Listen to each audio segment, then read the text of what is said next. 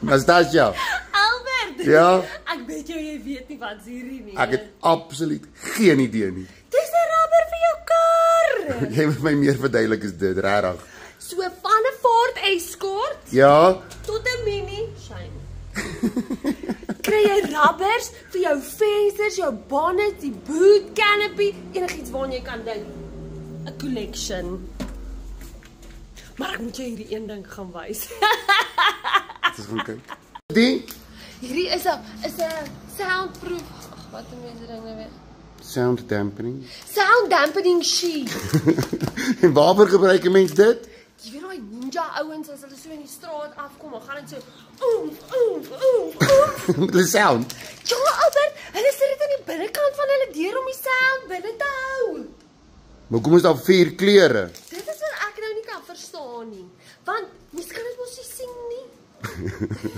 Maak hom weer so oef. Oef oef oef. Baie weird goed in hierdie winkel, Nastasia. Ja, maar hier's 3 wat uitgestaan het. Wat ek sien. Hierdie is 'n anti Vibration mount. mount. Jy het nie een van daai 3 woorde reg nie. Wat is daai? Hierdie is 'n bush, Albert. Weet jy hoe lyk 'n bush? 70s. Sê nie. Wat is daai 2 goed? Ooh, hierdie het vir my uitgestaan. Kan ek vir jou Het dit letterlik uitgestaan. Wat is dit? Dit is goed wat hulle by die dansakademie gebruik. Nastasia, dis gear lever boots. O, jy krip hom net af daar. Ek het dit al amper misgeloop. Wat's dit? Dis puzzle matte. Dis vir jou garage as jy wil gym in dit. Kan jy puzzles bou? Ja, dit is baie maklik, Albert. Ek dink ek gaan sommer almal vat. Naam van die plek? Jy gaan nie glo nie. Wat is dit? Parp. Parp. Ja. Wie noem sy company Parp?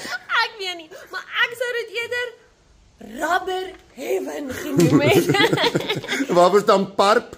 Pro Auto Rubber Pretoria. Waar is hulle? Centurion, Pretoria Wes en Dubs. En wrap it up, For Parp. all your rubber needs.